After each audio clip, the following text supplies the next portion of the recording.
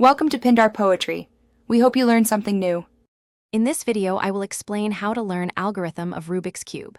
Begin by understanding the layer-by-layer approach and the purpose of each algorithm. Memorize a small set of essential moves, then practice them slowly until they become automatic. Track progress with timed solves and steady repetition, aiming for consistency over speed. Stay patient, break practice into short sessions, and celebrate small improvements as your turning gets smoother and more confident. Start by learning the most useful algorithms for corners and edges, and repeat them until they become second nature. Pair each algorithm with a clear visual cue or mnemonic so you recall it under pressure. Drill algorithms in short blocks, focusing on smooth execution and correct orientation. Gradually combine algorithms to solve common cases and practice finger tricks to reduce move time. This builds muscle memory and confidence for quicker solves.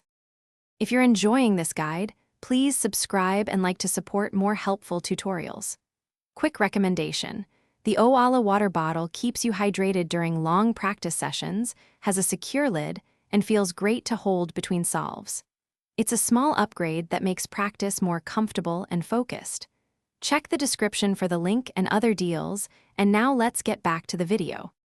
Create a consistent practice routine with short, focused sessions to avoid burnout and improve retention.